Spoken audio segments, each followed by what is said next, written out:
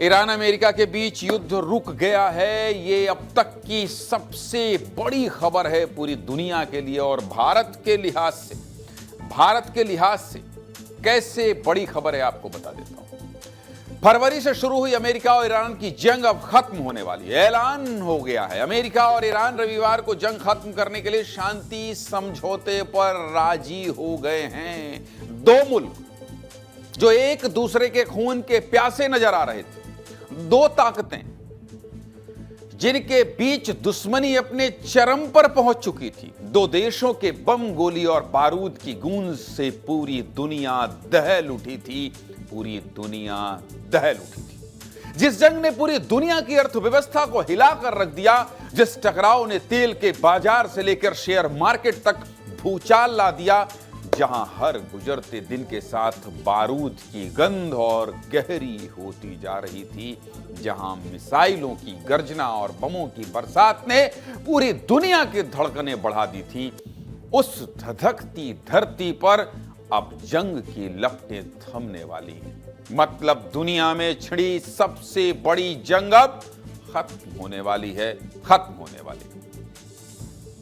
America के राष्ट्रपति Donald Trump ने भारतीय समय के मुताबिक 15 जून के तड़के 2:59 पर एक पोस्ट किया, जिसके बाद पूरी दुनिया ने राहत की सांस ली। एक पोस्ट ने सबको बता दिया कि अमेरिका ईरान में शांति समझौते पर डील डन हो गई है, मतलब समझौता हो गया है।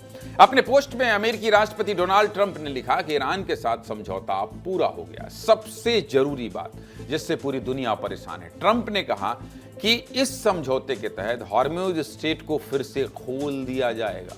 मतलब अब दुनिया भर वो रास्ता खुल जाएगा, दुनिया भर, जिसकी वजह से तेल सप्लाई होने में दिक्कत हो रही थी। ट्रंप ने अपने पोस्ट में आखिर में लिखा कि दुनिया के जहाजों अपने इंजन चालू कर लो और तेल को बहने दो। मतलब अब जंग खत्म, काम चालू। अच्छा है, देर आए दुरुस्त आए। कम से कम ट्रंप भाई को इतना समझ तो आया कि उनके सनक में दुनिया का कितना नुकसान हो रहा है। अब ट्रंप कुछ बोले तो तुरंत यकीन तो होता नहीं। अभी पिछले ही हफ्ते आपको पूरा आंकड़ा दिखाया था, 38 बार से ज्यादा झूठ बोल चुके हैं। खैर, इस बार अमेरिका के बाद ईरान का भी बयान आ गया है। ईरान ने बयान जारी करके कहा है कि अमेरिका के साथ कई महीनों की लंबी और मुश्किल बातचीत के बाद दोनों देशों ने सीज फायर के एमओयू को अंतिम रूप दे दिया है। मतलब इस बार ट्रंप के बाद ईरान ने भी कह दिया है कि हाँ भाई, समझौता हुआ है। ये समझौता पूरी दुनिया के लिए कितना जरूरी था, इसको समझने के लिए आपको विदेश मामलों के जानकार और जम्मू कश्मीर के पूर्व डीजीपी एसपी वैद को सुना देता हूं। सुनिए। बहुत बड़ी डेवलपमेंट है और दुनिया परेशान थी इस जंग से। देखिए, स्ट्रेट ऑफ हार्मुज बंद होने की वजह से फ्यूल की प्राइसेस बढ़ रही थी, दुनिया में इन्फ्लेशन बढ़ रहा था और हमारे अपने भारत में कितनी दिक्कतें आ रही थी। हालांकि हमारी सरकार ने उन दिक्कतों को बहुत हद तक लोगों को महसूस नहीं होने दिया। उसके बावजूद भी दुनिया भर में क्राइसिस है, दुनिया भर में इन्फ्लेशन हो गया है, दुनिया भर में पेट्रोल फ्यूल की प्राइसेस बढ़ गई हैं, फर्टिलाइजर्स की प्राइसेस बढ़ गई, फूड आइटम्स की प्राइसेस बढ़ गई, इवन यूएस जैसे और यूरोप जैसे कंट्रीज में। पूरी दुनिया इस जंग की वजह से महंगाई की मार झेल रही है। सीधे मुद्दे की बात यही कि अमेरिका और ईरान में शांति समझौता हो गया है, लेकिन इसकी कई शर्तें हैं। कौन सी शर्त जानना चाहते हैं, सुनना चाहते हैं विस्तार से कि वो शर्त क्या? देखिए, अमेरिका और ईरान दोनों देश लेबनान सहित सभी मोर्चों पर तुरंत मिलिट्री ऑपरेशन बंद करने के लिए तैयार हो गए। साथ ही 30 दिन के अंदर ईरान स्ट्रेट ऑफ हॉर्मुज को खोलने की व्यवस्था करेगा। सबसे जरूरी यही है, ये वाला रास्ता खोल दें, पूरी दुनिया चैन की सांस लेगी। इस समझौते के बाद ईरान के तेल एक्सपोर्ट से पाबंदियां हटा ली जाएंगी। साथ ही हॉर्मुज के इलाके में जो अमेरिका नौसैनिकों की नाकाबंदी थी, उसे भी हटा लिया जाएगा। मतलब हॉर्मुज वाले इलाके से अमेरिका 30 दिन के अंदर अपने नौसैनिक हटा लेगा। इस समझौते के तहत ईरान परमाणु हथियार नहीं बना पाएगा। आपको एक बार फिर बता दूं कि दोनों देशों के बीच जंग की वजह ही है ईरान का परमाणु हथियार बनाने की तैयारी, जो अमेरिका को कभी पसंद नहीं आया। इसके अलावा इस समझौते के दौरान बातचीत के बीच अमेरिका कोई नई पाबंदी नहीं लगाएगा और ना ही अपने सैनिकों को इन इलाकों में भेजेगा। समझौते के बाद 60 दिन तक दोनों देशों के बीच बातचीत शुरू होगी। समझौता हो गया है, लेकिन इस जंग ने अर्थव्यवस्था की कमर तोड़ दी। सुनिए इसका हमारे देश पर कैसा असर हुआ है, डिफेंस एक्सपर्ट बता रहे हैं। आप हमको पेट में लात मार रहे हैं, हमारी इकोनॉमी का भट्टा बिठा दिया है, भारत की इकोनॉमी की तबाही की ओर धकेले जा रहा है। हम 7% पर एनम ग्रोथ रेट पे बढ़ रहे थे, 5.9% पे आ गए। 720 अरब डॉलर फॉरेन एक्सचेंज रिजर्व था हमारे पास, आज 550 के करीब आ गए और घटता जा रहा है। 32% हमारा फर्टिलाइजर वहां से आता है, गल्फ से आता है। पहले हम गल्फ से तेल लेते थे, वो बंद करा दिया। हमने रूस से तेल लेना शुरू किया, वो बंद करा दिया। कह रहे 500% टैरिफ लगाएंगे। अरे तुम दोस्त हो या दुश्मन हो? तुम तो मुंह में राम राम, बगल में छुरी है साहब। वाकई इस जंग ने दुनिया भर की अर्थव्यवस्था पर सीधा अटैक किया है। अब अमेरिका और ईरान में समझौते की खबर आ गई है, 19 जून को डील हो जाएगी। तो इस जंग के थमने से भारत के लोगों पर भी सीधा असर पड़ने वाला है, इसलिए विस्तार से बातचीत जरूरी है। चलिए आपको ये भी बता देता हूं कि इसका भारत पर क्या असर पड़ने वाला है। यूएस ईरान में जो समझौता होने वाला है, इसका सीधा फायदा आपके घर तक पहुंचने वाला है, आपकी जेब पर असर पड़ेगा। घबराइए मत, इस बार असर सकारात्मक होगा, मतलब महंगाई घटने की पूरी उम्मीद। देखिए, स्ट्रेट ऑफ हॉर्म्यूज के दोबारा खुलने से शिप आसानी से आने जाने लगेंगी, जिससे देश को तेल और गैस संकट से छुटकारा मिलेगा। मतलब पेट्रोल डीजल की दिक्कतें कम होगी, आपको खाना बनाने के लिए गैस भी मिल जाएगी, और हाँ, ये सब सस्ते भी हो सकते हैं, जो आपके लिए सबसे सुकून वाली खबर है। क्योंकि तेल सस्ता होगा तो सीधे सीधे महंगाई कम होगी। महंगाई कैसे कम होगी ये भी आपको बता देता हूं। पेट्रोल डीजल के दाम कम होंगे तो ट्रांसपोर्ट भी सस्ता होगा, मतलब परिवहन सुविधाएं सस्ती हो जाएंगी, लॉजिस्टिक्स को मजबूती मिलेगी। कुल मिलाकर इधर उधर सामान भेजना मंगाना सस्ता होगा तो आपको भी सस्ता मिलेगा। सामान सस्ते होंगे, लॉजिस्टिक्स सस्ता होगा, तो इसका सीधा असर घरेलू उद्योगों पर पड़ेगा, उनको राहत मिलेगी। तो हमारी आर्थिक रफ्तार और तेज होगी।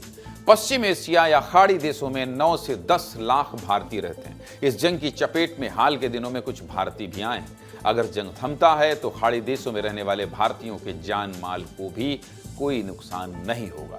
जंग के हालात में भारत से सामान खाड़ी देशों में नहीं भेजे जा रहे हैं, जिससे भारत के उद्योगों पर सीधा असर पड़ रहा है। अगर जंग थम जाए तो खाड़ी देशों तक भारतीय चीजों का निर्यात आसानी से होने लगेगा। इस समझौते का असर मार्केट पर कैसा पड़ने वाला है, इसके लिए आपको मार्केट एक्सपर्ट क्या कह रहे हैं ये भी सुना देता। सुनिए। दुनिया के सारे देशों ने एक ठंडी सांस ली कि अभी जो क्रूड की क्राइसिस है वो ऐसा लगता है कि समाप्त हो जाएगी और हॉर्मुज से फिर से अनइंटरप्टेड सप्लाई रिस्टोर हो जाएगी। और ये हम देख सकते हैं, अभी डॉलर तो काफ़ी ऊपर चला गया है। ये अगर 19 के बाद ऐसा लगता है कि हमारा रूपी करीब 90 के आसपास स्टेबलाइज हो जाना चाहिए, और जो क्रूड का भाव है बिलो $70 इमीडिएट दिखता है। लॉन्गर पीरियड में फिर से वही जो 62-64 का रेट था वहाँ पे आके ये सेटल हो जाएगा। जंग रुकने से फायदा तो बहुत होगा। फिलहाल इस जंग को लेकर सबसे ताजा अपडेट यह है कि इस पूरे मामले में इजराइल अलग ही लाइन पर चल पड़ा है। आज भी इजराइल ने लेबनान पर हमला किया। इजराइल ने अमेरिका और ईरान के बीच होने वाले शांति समझौते को मानने से इंकार कर दिया। कह दिया है कि लेबनान से पीछे नहीं हटेंगे, हम अमेरिका के गुलाम नहीं हैं। मतलब इजराइल ने अमेरिका की तरफ से किए गए समझौते को मानने से इंकार कर दिया। इसके मायने समझने के लिए सीधे अपने सहयोगी अमृत तिवारी के पास चलता हूँ। ये तो अलग गुंडई चल रही है। इजराइल कह रहा है कि हम मानेंगे ही नहीं, और इधर जिसकी वजह से युद्ध हुआ था वो ईरान और अमेरिका ने समझौता कर लिया। इजराइल अगर नहीं माना तो क्या होगा? ईरान के ऊपर क्या हमले इसी तरह से जारी रहेंगे? क्या इजराइल भी स्ट्रेट ऑफ हॉर्म्यूज रोक सकता है? अमृत। ज्ञानेश जी, देखिए, इजराइल जो है वो डिफेंस को डिप्लोमेसी से सबसे पहले ऊपर रखता है, और उसे यकीन रहता है जितनी भी पार्टियां सत्ता में रही हैं कि हम अगर युद्ध में हैं तभी सुरक्षित हैं। और ख़ास तौर पे यहाँ मुद्दा अटका है लेबनान, दक्षिणी लेबनान को लेकर के। सन 2000 में भी दक्षिणी लेबनान पे जो है इजराइल का कब्जा था, और उस दौरान उसने छोड़ा था। उसके बाद लगातार वहाँ पे हिजबुल्लाह के हमले उसे झेलने पड़े हैं। हालांकि एक और इसमें एंगल ये भी है कि जो भी पार्टी सत्ता में रहती है वो ये नहीं कोशिश करती कि उस पर तोहमत लगे कि उसने कोई ज़मीन सरेंडर की हो, क्योंकि अभी तक इजराइल ने जितने युद्ध लड़े थे, खासतौर पर उदाहरण देता हूँ 1967 में 6 डे वॉर जो सबसे बड़ा युद्ध माना जाता है, 3 देश एक साथ लड़े थे, मिस्र लड़ा था, सीरिया लड़ा था और उस दौरान जो है लेबनान लड़ा था। उस दौरान जो है तीनों देशों को एक साथ इजराइल ने परास्त किया था और जितनी ज़मीनें ली, चाहे गोलान हाइट हो, वेस्ट बैंक हो, गाज़ा पट्टी हो, आज तक वापस नहीं दिया है। और जितने भी मुल्क है उसको भले मान्यता नहीं देते हों लेकिन वो अपने पास रखा। ऐसे में अगर बेंजामिन नेतन्याहू की सरकार जो अभी तक ज़मीनें उन्होंने जीती है यहाँ पे लेबनान वाली, तो अगर वो वापस करती है तो सत्ता में उनके रहने की चांसेस घट जाएंगे, क्योंकि जनता का आक्रोश उन्हें देखना पड़ जाएगा।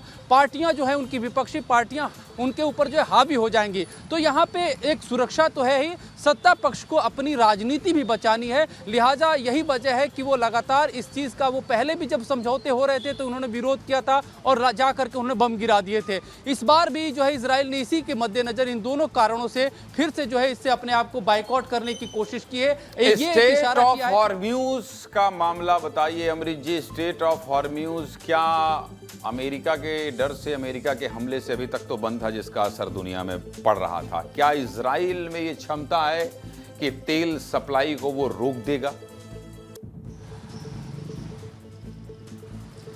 देखिए, अगर अमेरिका इस संधि पे आके खड़ा हो गया है तो स्ट्रेट ऑफ हॉर्मुज जो एक रणनीतिक रूप से देखा जाए कि वो बहुत ऐसा जल डमरू मध्य है जहां से व्यापार होते हैं। इजराइल अगर वहां से कोई चीज़ इनिशिएट करता है तो नो डाउट उसको चेक अमेरिका ही करेगा। अमेरिका इस चीज़ को लेकर के जो कि व्यापारिक जो हित हैं वो अमेरिका के लिए भी सही है। तो स्ट्रेट ऑफ हॉर्मुज के ऊपर ज़्यादा नुकसान होने की गुंजाइश नहीं है। हाँ, इजराइल लेबनान वाले हिस्से में लगातार वो जंग छेड़ सकता है, ये हो सकता है कि एक आध 2 रॉकेट वो गिरा सकता है ईरान के भीतर, लेकिन अब ये देखना है कि ईरान कितना उसको सहन करता है, क्योंकि ईरान के लिए अभी देखेंगे इस समझौते में जो दोनों हाथों में कहा जाए तो उसे जीत ही नसीब हो रही है। और यही वजह है कि ईरान ने अपने पूरे इलाके में, अपने हर खित्ते में इस बात को प्रसारित करना शुरू कर दिया कि हम जीत गए हैं, हमारे हाथ में जो है ये जज्बा जो था जीतने का, लड़ने का, उसमें हम कामयाब रहे हैं। से जुड़ा हुआ अमृत जी, एक अंतिम सवाल इस युद्ध से जुड़ा हुआ कि अगर स्टेट ऑफ हॉर्म्यूज, जिसकी चर्चा इस पूरे युद्ध में सबसे ज्यादा है क्योंकि इससे दुनिया प्रभावित हो रही है, अगर मान लीजिए इसको बंद रखने में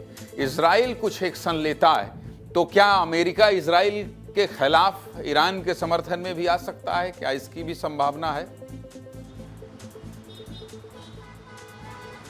देखिए, ईरान के समर्थन में अमेरिका के जाने की गुंजाइश नहीं है। अमेरिका एक चीज़ देखता है कि उसका जो है सबसे बड़ा जो है कहा जाए कि बिजनेस एस्पेक्ट कहाँ पे है। अगर इन सब चीज़ों में कोई समझौता अमेरिका के साथ हो रहा है तो निश्चित रूप से उसके कॉन्फिडेंस में इजराइल होगा।